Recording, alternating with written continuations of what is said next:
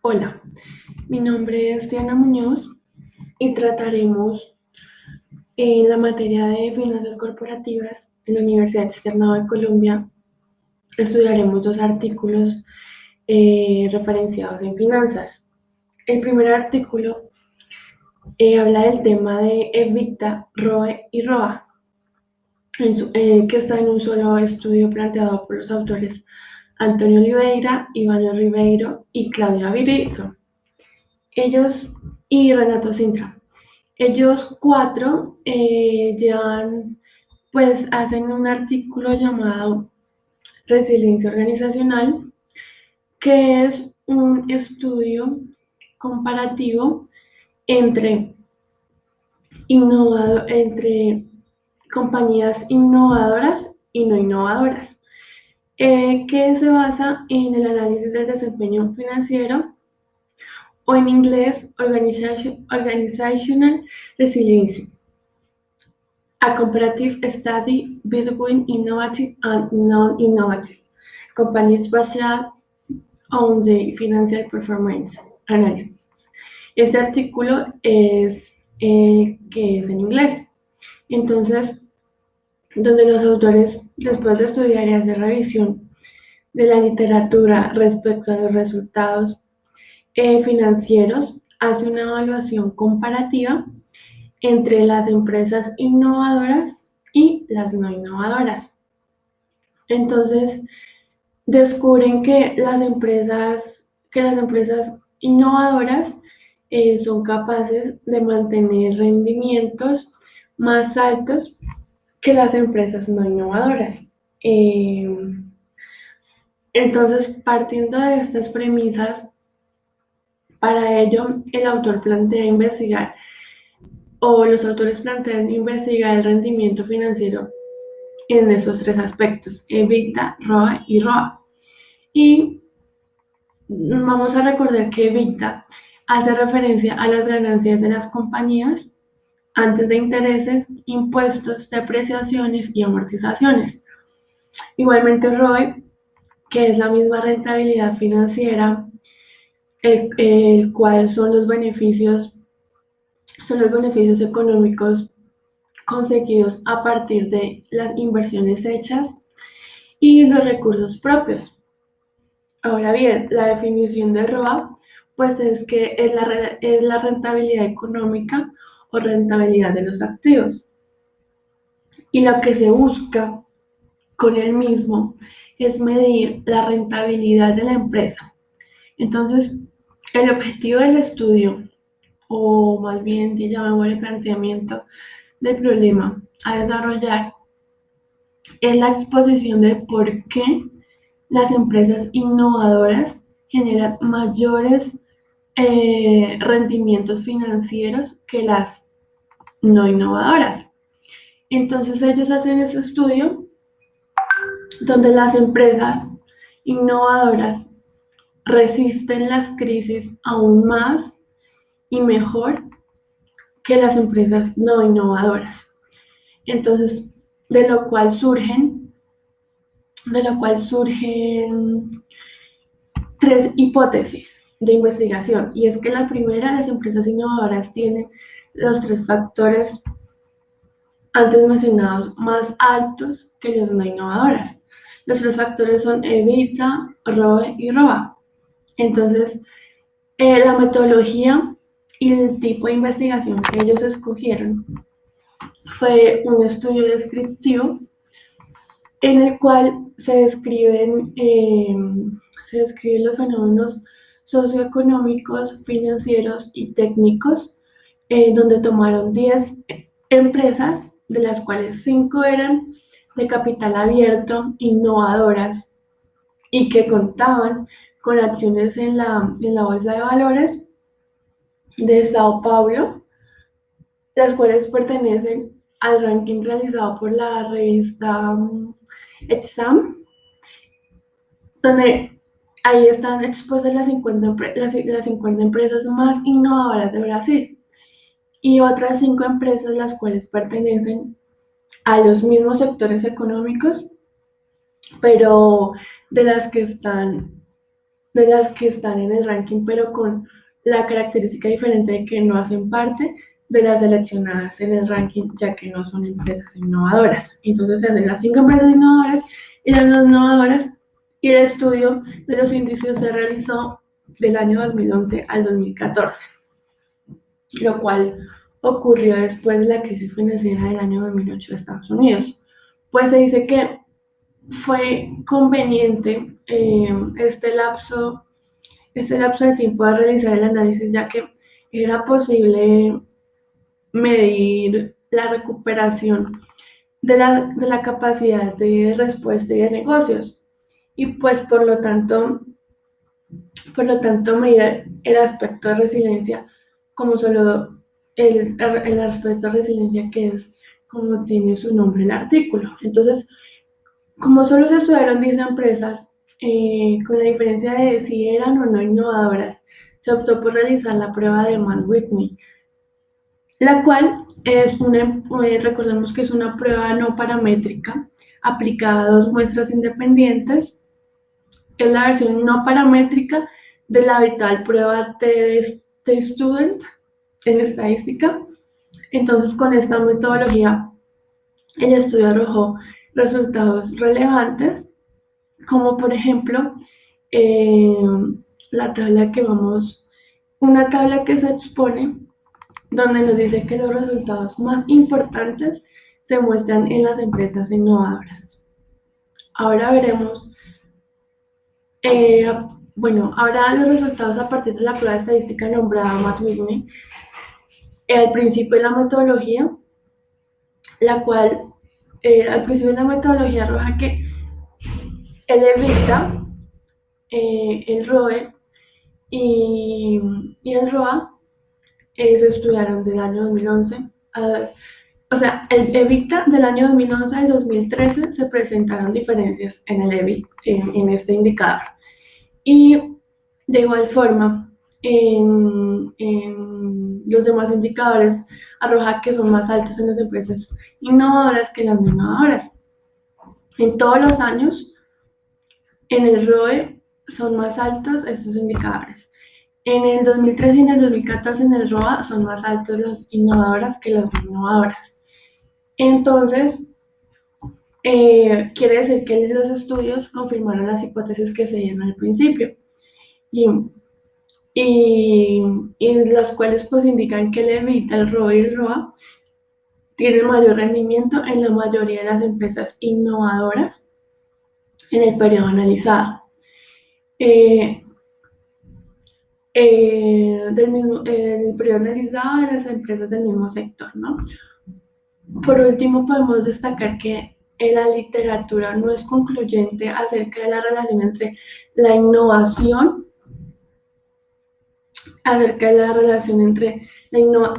y el rendimiento financiero, y que se puede decir que la innovación se puede analizar en resultados financieros porque ya es un valor importante en la organización, y hace que gracias a este factor las empresas pues o las organizaciones tengan alta competitividad en el mercado y generen sostenibilidad de las mismas. Entonces, esto hace que pues sea un factor importante. Ahora bien, vamos a tratar en el siguiente artículo el tema del riesgo financiero, el cual está expresado por el autor Rodrigo Leibauchi, el cual se llama riesgos financieros.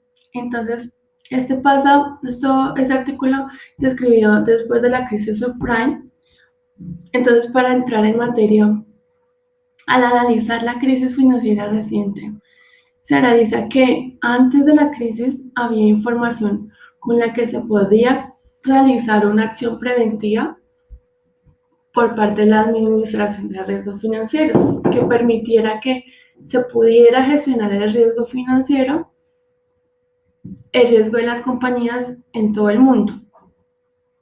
Entonces el autor dice que Warren Buffett, quien es un inversor, es un empresario estadounidense y también es conocido como uno de los accionistas o inversores más grandes del mundo, y también accionista y presidente de Berkshire Hathaway.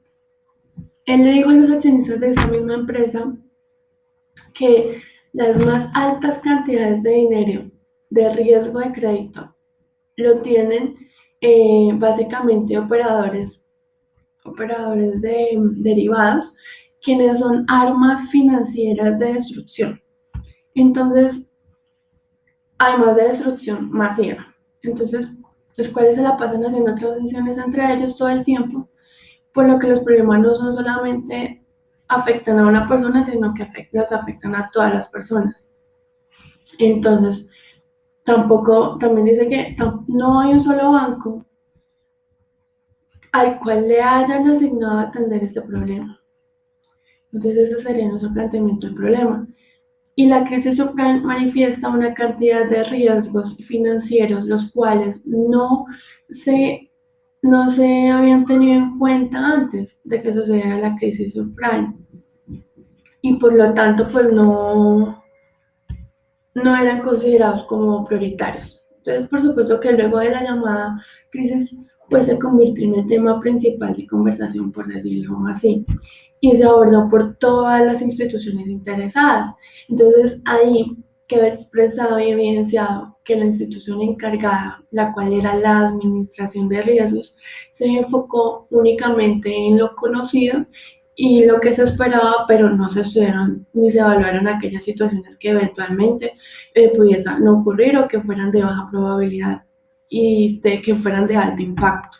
Entonces, cada evento de riesgo, así sea una amenaza o una oportunidad de dos características. Primero, la probabilidad de que pueda suceder y el impacto que pueda haber si eso sucede. Se dice que aún en el más simple de los proyectos o los eventos de riesgo deben ser evaluados por su probabilidad de impacto usando una escala que sea, por ejemplo, alto, medio y bajo. Entonces, cuando la complejidad del trabajo se incrementa, la sofisticación de la evaluación debe incrementarse. Y de acuerdo a esto, pues el autor plantea que se estudian, que entonces él estudia ciertas preguntas que le ayudan a resolver el problema y que den un norte a la investigación. Entonces, para el tema de riesgo financiero y de acuerdo a la crisis subprime, dice, por ejemplo, que pues eh, o sea, teniendo en cuenta la gestión de la liquidez, entonces él dice que si uno puede acceder a suficientes fuentes de liquidez que permitan cumplir con las obligaciones. Entonces, eso es un tema que no tiene mucha relevancia, puesto que pues, los autores Ernest y Jung realizaron una encuesta de riesgos donde expusieron factores como la pérdida de liquidez, que se fundamentó porque estaba sobrevalorado al poder ser financiado en poco tiempo. Otro aspecto fue el optimismo, los productos que no se entendían y eran complacientes. Y el estudio se le aplicó a 10 personas a las cuales no les pareció muy interesante el análisis.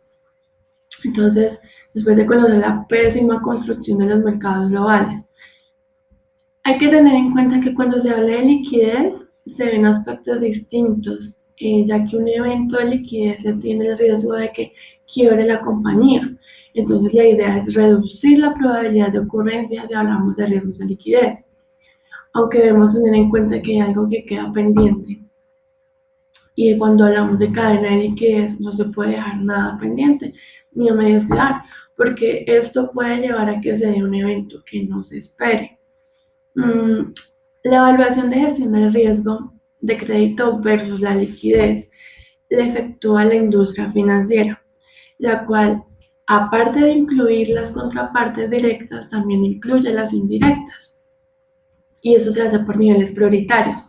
Entonces, el autor estudia el riesgo de contraparte, donde se estudia la posibilidad de que las contrapartes en los contratos, me refiero a clientes derivados y los seguros, cumplan con los pagos si ocurriera el evento que los desencadena. Entonces él hace esta pregunta y dice, entonces, ¿qué surge está el riesgo bajo la contraparte y no la liquidez excesiva, la cual debe estudiarse cuando establecen diferentes políticas de gestión del riesgo. El autor también busca estudiar los cisnes negros, los cuales dice que pueden ser un evento extremo y que no se espera. Y si ocurre, pues puede tener efectos negativos. Él también se refiere que a la pregunta si existen eventos inesperados de grandes repercusiones latentes en los mercados actuales. Entonces, si ocurre algo, nosotros como humanos lo aceptamos y buscamos explicaciones que den resultados que muestren pues la lógica del asunto.